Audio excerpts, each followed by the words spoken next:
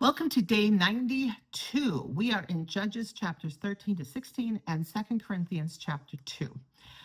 We come to the story of Samson. Now, this is one of the great stories of the Old Testament that many people are familiar with. And my guess is a lot of people are like, I know Samson. I know this story.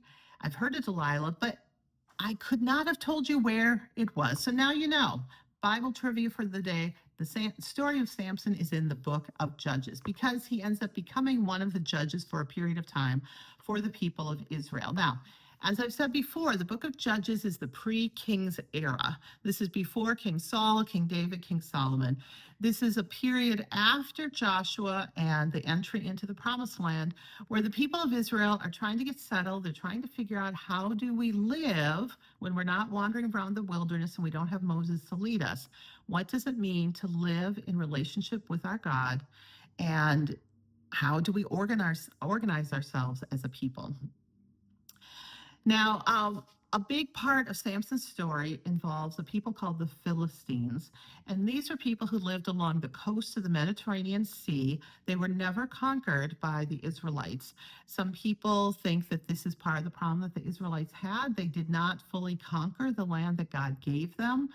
Regardless of that, the Philistines are living along the coast. They have a higher level of technology. These are people who know about iron, can craft iron, can maintain iron.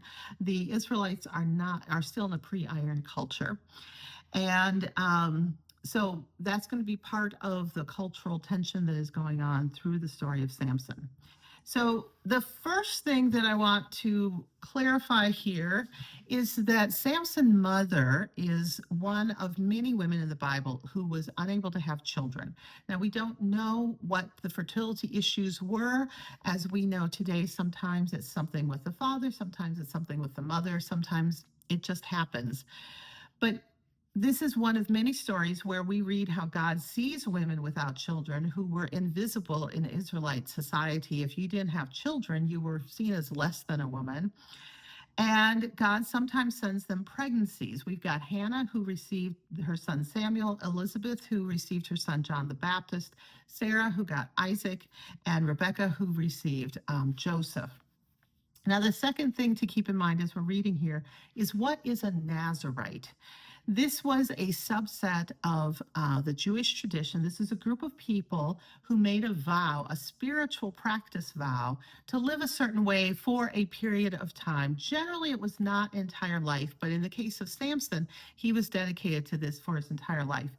And the main things that we saw for Nazirites is they never drank alcohol, they never cut their hair, and they had no contact with dead bodies. So this is a vow of separation in order to live more closely with God. Paul also at one point says that he took this vow for a period of time while he was in Corinth. Now, Samson's father, Manoah, has an interesting section here. As you read through this, I'm not sure that Manoah is really the most faithful person here. I think Samson's mother is closer to God's heart. But one thing that really impressed me as I was reading through here, and I encourage you as you read through the Bible, pay attention to those little phrases or words that really kind of jump out at you. What jumped out at me today was Manoah's "teach us how to raise this boy" prayer of humility. He's asking God for guidance. He's finally going to get a child, and he's smart enough to go to God and say, "I'm going to need some help with this. Please help us as we raise this child." Now, Samson grows up, falls for a Philistine woman, so he is wanting to marry a woman who is outside his religious practices, outside his tribal group. And on the way to go meet with her, he ends up killing a lion with his super strength. A few days later, he walks by again. He sees that bees have made a hive in the carcass, and he gets some honey, thereby touching the dead body. So he has broken his vow at this point in the story.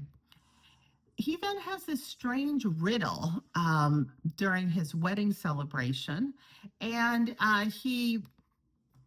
we don't need to get into all the details of that. You can read that, but It really makes me wonder about Samson's judgment. This seems like a difficult riddle to use as the entertainment for the wedding party. And then, even worse, Samson ends up giving away the answer and then kills the guys who answered the riddle, who figured out a way to get the answer out of him through his bride. Clearly, there's some anger management problems with Samson. There's a lot going on here. And clearly, Samson is a complicated figure, just like most of the people in the Bible. And it's mostly like us today. So we can read this story and realize God still found ways to work through Samson, even though he made some poor decisions at times, which means that God can still work through us, even when we screw up at times. Now, he ends up leaving.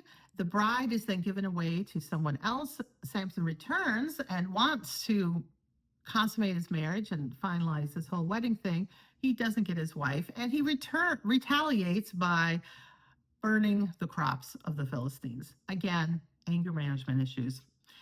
Now, after this, Samson becomes a judge for 20 years, and it seems that he perhaps had pretty decent judgment during this time, but then he falls for Delilah, and Delilah is told by the people around her to get the secret of Samson's strength so people can go after him. By this time, God has abandoned him, and he's not a superhero like the Marvel movies. He does not have the strength that he had. He is a regular human. He's not a giant. He's not a demigod. Now, during his capture, Samson did turn back to God. He prayed faithfully, and he managed to kill many of the Philistines, which also resulted in his own death. Now, I think the real question is, there's a lot of soap opera drama to the story of Samson, and it seems like a convoluted, crazy story. And what does this have to do with us today? So he's not a giant or a superhuman, but he does have a special connection to God, which is the source of the strength in his life. A lot of people, when they look through here, they really think that the people who were writing the book of Judges were trying to explain why the Israelites needed to move to a system of kings, because clearly the judges were failing the people and not coming through and providing the judgment and leadership that the people needed. Samson's story focuses a lot on him taking care of his own personal preferences, doing what he wants, and not caring about the needs of his people. He also died in captivity, which was a source of shame. Now, with hindsight, we all know that the period of the kings did not really work out any better, and in some ways worked out worse for the people of Israel. So this is just an ongoing struggle, and I frankly think this is a struggle we have today. How do we set up a system for grooming and developing leaders and choosing leaders and holding our leaders accountable for leading with the best interests of the people at heart, instead of their own personal ideas about what they would like to have, how to avoid corruption among our leaders. And I'm not sure that any of us have really figured out a really great system for this yet. Now, one of the questions is, was God using Samson as a pretext to attack the Philistines? I still struggle when I read through the Old Testament with some of the passages that say, well, the Israelites behaved badly, and so such and such country came in and oppressed them for 40 years, and then God delivered them. I think a bunch of that is a literary construct that was common during this time period. When we read in the New Testament about Jesus' teachings and Paul's teachings, we don't hear this type of literary construct where God is saying, yeah, the Romans are here to punish you. And so I'm not sure that God necessarily is using other people and then turning on them the way we often read in the Old Testament. In the New Testament, when we see what Jesus is trying to explain to us, it's more about, what is your connection to God?